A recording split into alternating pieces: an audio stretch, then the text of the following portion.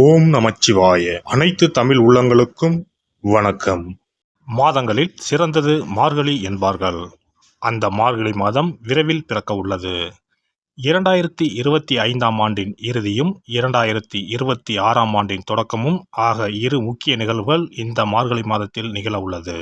நிகழும் மங்களகரமான விசுவாசு ஆண்டு டிசம்பர் மாதம் 16ஆம் நாள் செவ்வாய்க்கிழமை அன்று துவாதசி திதியில் சுவாதி நட்சத்திரத்தில் அதிகண்டம் நாமயோகத்தில் கௌளவம் கர்ணத்தில் சித்தயோகம் கூடிய நன்னாளில் இந்த மகத்தான மார்கழி மாதம் பிறக்கிறது. மார்கழியை தெய்வங்களின் மாதம் என்பார்கள். அந்த அளவுக்கு ஆன்மீக ரீதியாக முக்கியத்துவம் பெற்றது. இம்மாதத்தில் கிரக நிலைகளில் பல்வேறு மாற்றங்கள், சில முக்கிய நிகழ்வுகள் நடைபெற உள்ளன. இது 12 ராசிகளிலும் தாக்கத்தை ஏற்படுத்தும். மார்கழி மாதம் டிசம்பர் மாதம் 16ஆம் தேதி தொடங்கி ஜனவரி மாதம் 14ஆம் தேதி வரை உள்ளது. இம்மாத கிரகநிலை என எடுத்துக்கொண்டால் குரு பகவான் மிதுன ராசியில் வக்ரகதியில் உள்ளார். கேது பகவான் சிம்ம ராசியில் உள்ளார். புதன் மற்றும் சுக்கிர பகவான் விருச்சிக ராசியிலும், சூரியன் மற்றும் செவ்வாய் பகவான் தனுசு ராசியிலும் உள்ளார்கள்.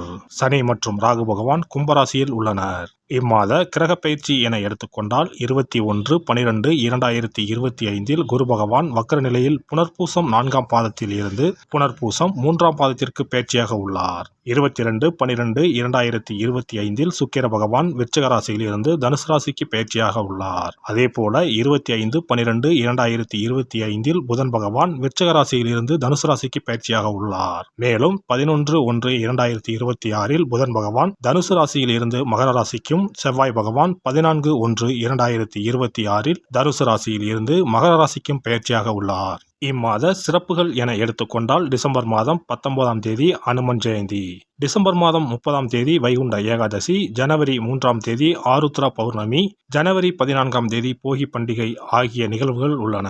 பொதுவாகவே மார்கழி மாதம் முழுவதுமே விசேஷம்தான். இந்த வருடம் வரும் மார்கழி கூடுதல் முக்கியத்துவம் பெறுகிறது.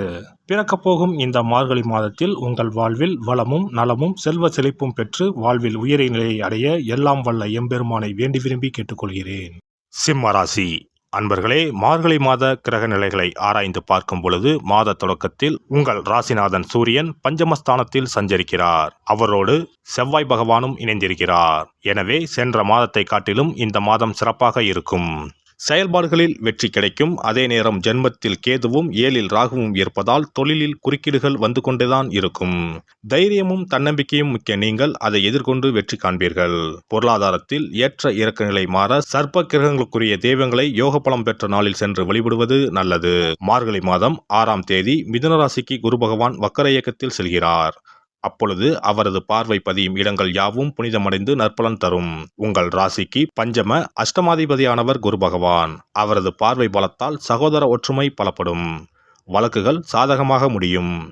ஆடம்பர செலவுகளால் கரைந்த சேமிப்புகளை ஈடுகட்ட புதிய வாய்ப்புகள் கிடைக்கும். உத்தியோகத்தில் உயர் அதிகாரிகளால் ஏற்பட்ட பிரச்சனைகள் அகலும். பணி நீக்கம் செய்யப்பட்டவர்கள் மீண்டும் பணியில் சேரும் வாய்ப்புகள் உருவாகும். அலுவலகத்தில் உங்கள் மரியாதை கூடும். பிள்ளைகளின் எதிர்கால நலன் கருதி எடுத்த முயற்சிகளில் வெற்றி உண்டு. திருமண வயதை எட்டிய பிள்ளைகளுக்கு நல்ல வரன் வந்து சேரும். இதுவரை தடைப்பட்ட சில காரியங்கள் இப்பொழுது துரிதமாக நடைபெறும். வியாபாரத்தில் உள்ள நெளிவு சுழிவுகளை கற்றுக்கொண்டு அதை விரிவுபடுத்த முயற்சிப்பீர்கள். இதுவரை பகையாக இருந்த உறவினர்கள் உங்களை தேடி வந்து பாசம் காட்டுவர். அரசியல் களத்தில் இருப்பவர்களுக்கு மக்களின் செல்வாக்கு அதிகரிக்கும். மகத்தான பொறுப்புகள் கிடைக்கும். இடம் வாங்கும் யோகம் உண்டு. புதிய கூட்டாளிகள் மூலம் தொழில் முன்னேற்றம் காணும் நேரம் இதுவாகும். மார்கழி மாதம் 7ஆம் தேதி தனுசு ராசிக்கு சுக்கிர பகவான் செல்கிறார். உங்கள் ராசிக்கு 3 மற்றும் 10 ஆகிய இடங்களுக்கு அதிபதியானவர் சுக்கிரன்.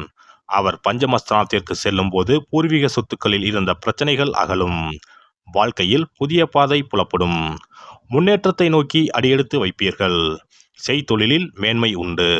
புதிய ஆபரணங்கள் வாங்கி மகிழும் வாய்ப்புகள் கிட்டும். பிள்ளைகளின் வேலை சம்பந்தமாக எடுத்த முயற்சிகளில் வெற்றி கிடைக்கும். மார்கழி மாதம் 10ஆம் தேதி தனுசு ராசிக்கு புதன் பகவான் செல்கிறார்.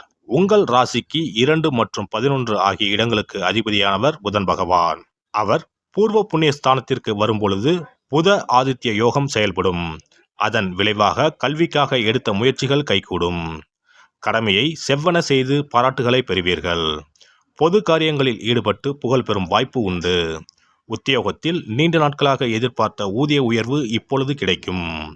மார்கழி 27ஆம் தேதி மகர ராசிக்கு புதன் பகவான் செல்கிறார். அவர் உங்கள் ராசிக்கு 6ஆம் இடத்திற்கு வரும்போது எதிர்பார்ப்புகள் அதிகரிக்கும். குடும்பத்தில் நிம்மதி குறையும். பிறரை நம்பி எதுவும் செய்ய இயலாது. நினைத்த காரியத்தை செய்து முடிக்க அதிக தொகை செலவாகும்.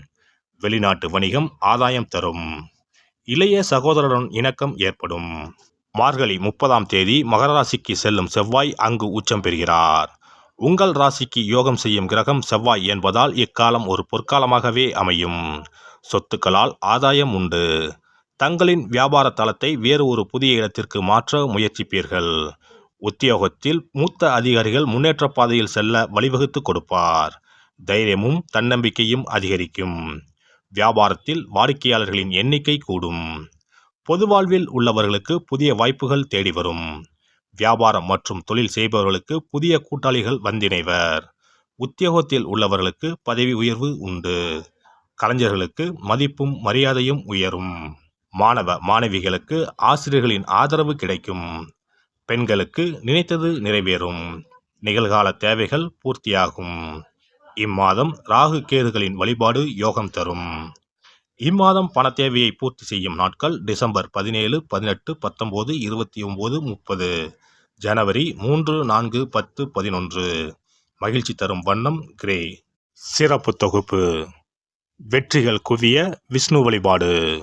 ரொக்கத்திற்கு முக்கியத்துவம் கொடுக்கும் நாம் சொர்க்கத்திற்கும் முக்கியத்துவம் கொடுக்கும் விழாவை கொண்டாட வேண்டும். அந்த விழா இந்த மார்கழி மாதம் வருகிறது. திருப்பதி, திருவரங்கம் உள்ளிட்ட விஷ்ணு ஆலயத்தில் நுழைய லட்சக்கணக்கான மக்கள் காத்திருப்பார்கள். அதேபோல திருக்கோஷ்டியூர், உப்பிலியப்பன் கோவில், திருமோகூர் போன்ற உலகத்தில் உள்ள சகல விஷ்ணு ஆலயங்களிலும் ஏகாதசி விழா உற்சவம் சீரும் சிறப்புமாக நடைபெறும். இந்த கண்கொள்ளா காட்சியை கண்டு மகிழ்ந்தால் பொன்னும் பொருளும் போற்றுகின்ற செல்வாக்கு இன்னும் உயரும். மாதங்களில் புனிதமானதாகவும் தேவர்கள் துயில் எழும் மாதமாகவும் கருதப்படும் மார்கழி மாதத்தில் நாம் விஷ்ணுவை வழங்கினால் விருப்பங்கள் அனைத்தும் நிறைவேறும். அதனால்தான் மாதங்களில் நான் மார்கழி என்று கண்ணன் சொல்லியதாக சொல்வார்கள். இம்மாதம் 15ஆம் தேதி அதாவது 30/12/2025 செவ்வாய்க்கிழமை வைகுண்ட ஏகாதசி வருகிறது. அங்கனம் வைகுண்ட ஏகாதசி வரும்பொழுது சொர்க்க வாசலை திறப்பார்கள். ஆண்டு முழுவதும் அடைத்திருக்கும் கதவு அன்று மட்டும்தான் திறந்து வைக்கப்படும். அந்த சொர்க்க வாசலின் வழியாக நாம் நுழைந்து வந்தால் சிக்கல்கள் தீரும், செல்வ வளம் பெருகும். ஏகாதசி அன்று இல்லத்து பூஜை அறையில் விஷ்ணு லட்சுமி படம் வைத்து வழிபட வேண்டும். அவள் வெல்லம் கலந்து நைவேத்தியம் வைத்து சாப்பிடலாம். முழு விரதம் இருக்க முடியாதவர்கள் மதியமும் இரவும் பலகாரம் செய்து சாப்பிடலாம். அன்று இரவு முழுவதும் கண் விழித்திருக்கும் பொழுது இறை தியானத்தையே மேற்கொள்ள வேண்டும். மறுநாள் அதிகாலையில் சூரியன் உதிக்கும் முன்னதாக நீராடி பச்சரிசி சோறு, அகத்திக்கீரை, நெல்லிக்காய், கருணைக்கிழங்கு, புளிக்குழம்பு சாப்பிடுவது நல்லது. அகத்திக்கீரையும் நெல்லிக்காயும் உணவில் சேர்த்துக் கொள்வது அவசியமாகும். இந்த மார்கழி மாதத்தில் கன்னிப் பெண்கள் அதிகாலையில் எழுந்து நீராடி வீட்டின் முன்பக்கத்தில் கோலமிட்டு அதன் மத்தியில் மஞ்ச வண்ண பூ வைத்தால் மங்களம் உண்டாகும். பரங்கி பூவை வைத்து அழகுபடுத்துவது கண்கொள்ளா காட்சியாகும். கிருமி நாசினியாக சாணத்தின் மீது அதை பதித்து வைத்திருப்பர். மங்களம் நடைபெறுவதற்காக மஞ்சள் வண்ண பூவை வீட்டு கோல மத்தியில் வைப்பது வழக்கம். குனிந்து அமர்ந்து நிமிர்ந்து கோலம் போடும் பொழுது விரல்களுக்கு மகிழ்ச்சி கிடைக்கிறது. சிறந்த யோகப்பியாசம் ஏற்படுவதாக கூறுவார்கள். இந்த வழிபாட்டின் மூலம் மனநலமும் உடல் நலமும் சீராகிறது. பிரம்ம முகூர்த்தத்தில் எழுந்து ஓசோன் என்ற காற்று மண்டலத்தில் உள்ள காற்று நம் மீது பதிவதால் ஆரோக்கியம் மேம்படுகிறது. திருப்பாவை, திருவெம்பாவை பாடி வழிபாட்டை மேற்கொண்டால் திருமணம் கைகூடும். அதிகாலையில் இறை நாமத்தை உச்சரிப்பதன் மூலம் அனைத்து நலன்களும் கிடைக்கும். இப்படிப்பட்ட சிறப்பு வாய்ந்த மார்கழி மாதத்தில் ஏகாதசி விரதத்தை இனிதே கடைபிடித்து பார்க்கடலில் துயிலும் பரந்தாமனை வழிபட்டால் வாழ்க்கை வளமாகும், வளர்ச்சியும் பெருகும், வருங்காலம் நலமாகும், வருமானம் திருப்தி தரும். விஷ்ணுவை வழிபட்டு அவரது துணையாக விளங்கி செல்வத்தை நமக்களிக்கும் லட்சுமியின் சன்னதிக்கு சென்று லட்சுமி வருகை பதிகம் பாடினால் அந்த தேவி இல்லம் தேடி நமக்கு அல்ல அல்ல குறையாத செல்வத்தை வழங்குவாள். அஷ்டலட்சுமியின் படத்தை விஷ்ணு லட்சுமி படத்துடன் பூஜை அறையில் வைத்து வழிபடுவது நல்லது. லட்சுமிக்கு பாடல் படித்து வழிபடும் போது வருகை பதிகம் பாட வேண்டும். அன்றைய தினம் அவள் நைவேத்தியம் செய்து தேவியை வழிபட்டால் உங்கள் ஆசை பூர்த்தியாகும். நமக்கு வாழ்வில் ஏற்படும் இன்னல்கள் அகன்று இனிய பலன் கிடைக்கும். எல்லாம் வல்ல இறையருளால் நீங்களும் உங்கள் அன்பு குடும்பமும் உடல் நலம், நீலாயுள், நிறை செல்வம், உயர் புகழ், மெய்ஞானம் ஓங்கி வாழ்க வளமுடன். இந்த வீடியோ பதிவு உங்களுக்கு பிடித்திருந்தால் லைக் பண்ணுங்க, கமெண்ட் பண்ணுங்க, ஷேர் பண்ணுங்க, மறக்காம சப்ஸ்கிரைப் பண்ணுங்க, பக்கத்துல இருக்கிற பெல் பட்டனை கிளிக் பண்ணுங்க. நன்றி, வணக்கம். ஓம் நமச்சிவாய. சிவாய நம.